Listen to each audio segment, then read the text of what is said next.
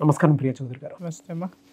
యూనివర్సల్గా ఎక్కువగా మనం చూసేది ఒకటి చెప్తానండి, ఎవరు అబ్జర్వ్ చేసినా ఇందులో మాత్రం ఖచ్చితంగా పాయింట్ ఉంటుంది.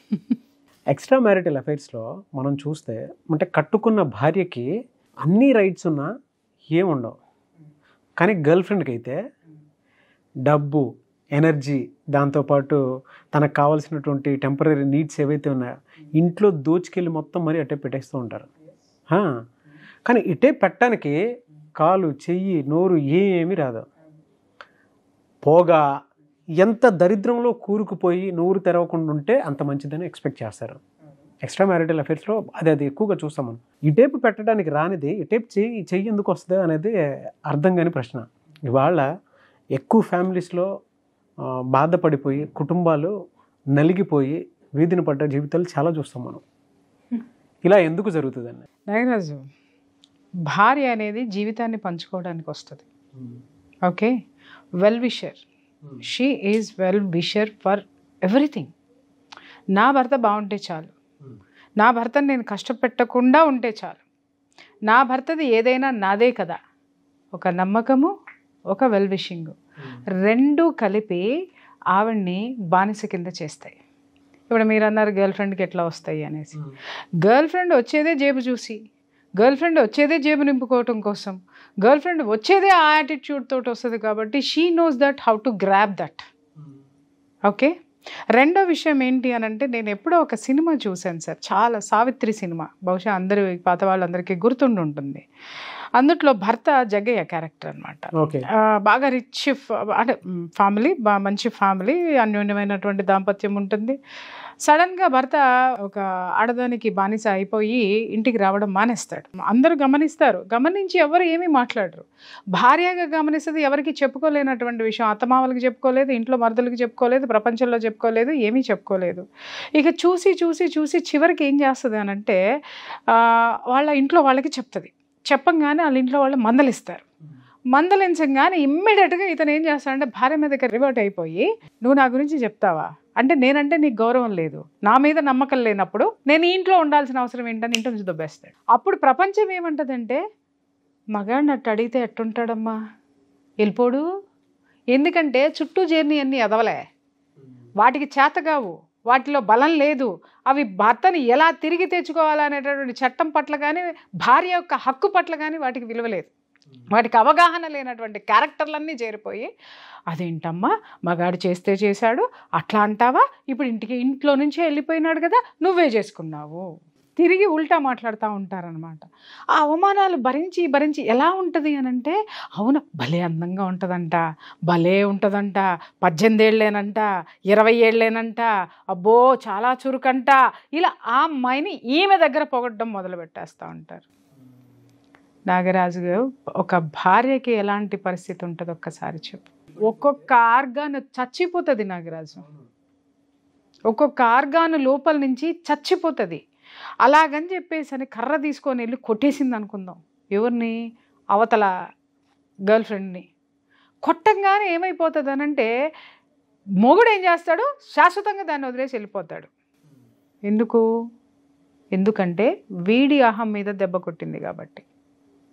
ఓకే, కొట్టలేదు. భర్తను కొట్టింది అనుకుందాం, ప్రపంచానికి ఏం చూపిస్తాడు, ఇదిగో ఇది ఇలాంటిది కాబట్టే, ఇదిగో చూసారా దీని స్వరూపం, రోజు నన్ను ఇంట్లో పడేసి కొడుతుంది, రోజు నన్ను అందరితో అంటగడుతుంది, రోజు నన్ను ఎమోషనల్ బ్లాక్మెయిల్ చేస్తుంది, దీని చరిత్ర ఏంటో మీకు తెలుసా, దీని జాతకం ఏంటో మీకు తెలుసా, ఇది ఎవరితో మీకు తెలుసా, దీని టార్చర్ తట్టుకోలేక ఇక్కడికి వచ్చి నేను సుఖం పొందుతున్నాను అని చెప్పేసి అని మాట్లాడతాడు. బ్రతకాలా, చావాలా, చంపాలా?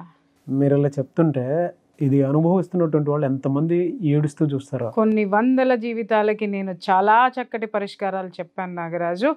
ఒక ముఖ్యమైన కేసుకి తొందరలోనే ఒక మంచి పరిష్కారం, ఒక గొప్ప ముగింపు ఇవ్వబోతున్నాను కూడా. అది బహుశా జనాలు కూడా చూడొచ్చు.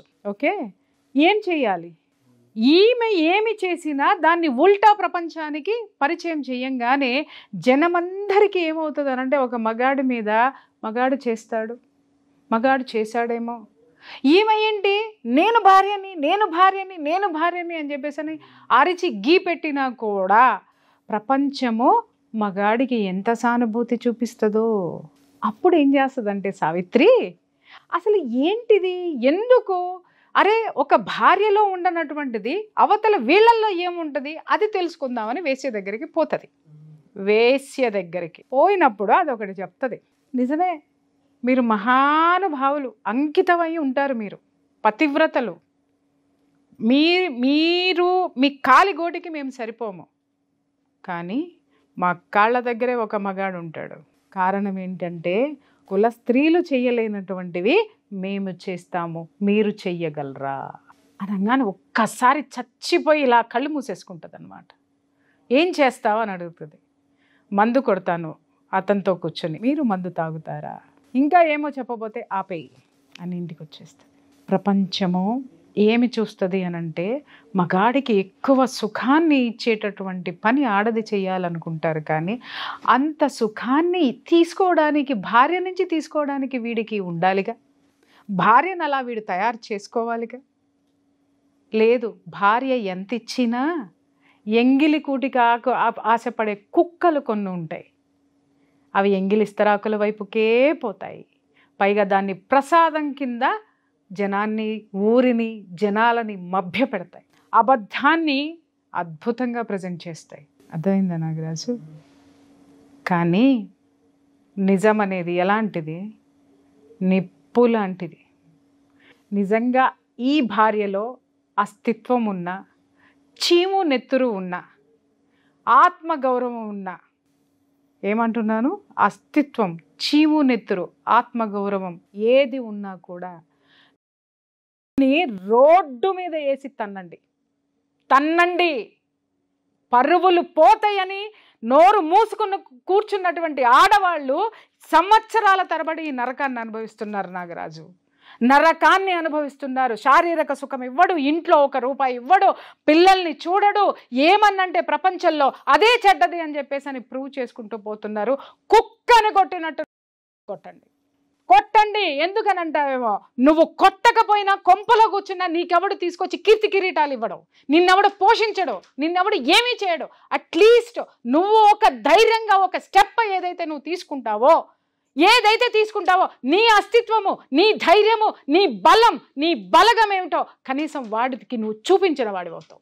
దెబ్బకి సమాజం ఎందుకు దిగిరాదు, దెబ్బకి నీ హక్కులు ఎందుకు రావు, కొట్టి చూడు. మహా అయితే పోలీస్ స్టేషన్లో చిన్న పనిష్మెంట్ ఉంటుందేమో, కోర్టుకి వెళ్ళిన తర్వాత ఎందుకు కొట్టావు అని అడిగితే మొత్తం చరిత్ర అంతా వస్తుంది నాగరాజు. కోర్టు ఏమి అవతలాడు చెప్పిందే నమ్మి ఈవిడికి శిక్ష ఇది కదా, ఈవిడికి శిక్ష వేసినా వాడు ఎంత ఎదవనేది కూడా అక్కడ ప్రూవ్ అవుతుంది కదా. కనీసము ఇలా బాధపడుతున్న ఆడవాళ్ళందరి ఆశీర్వాదాలు ఉంటాయి. ఇలా చాలామంది కూడా వాళ్ళ జీవితాలని సక్రమంగా ఒక దారిలో పెట్టుకునేటటువంటి అవకాశాలు బోల్డ్ ఉంటాయి. ఎందుకంటే కేసులు చూసి విసిగిపోయాను, అసహ్యం వేస్తుంది నాకు. పోరాడలేనటువంటి అసహాయత స్థితిలో స్త్రీ ఉంటే దాన్ని అవకాశంగా మలుచుకొని తిరిగేటటువంటి ఇట్లాంటి వదిలిపెట్టకూడదు చెప్తున్నాను.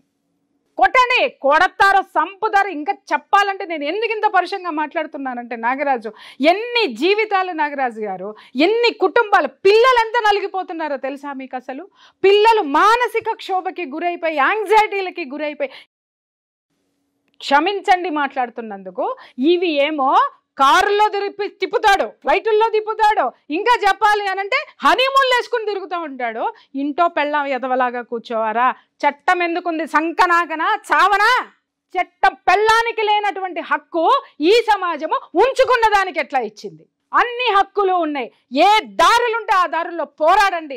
నిజంగా ఇలా కూర్చొని ఉన్నారు అని అంటే మాత్రం మీకంటే సిగ్గులేని జాతి, మీకంటే సిగ్గులేని చీవు నెత్తురులేని బతికే కంటే వాడినన్న దారిలో పెట్టండి. కాళ్ళు చేతులు నడు విరక్కొట్టి దారిలో పెట్టుకొని మీ జీవితాన్ని శభాష్గా మీరు ముందుకు తీసుకెళ్ళండి.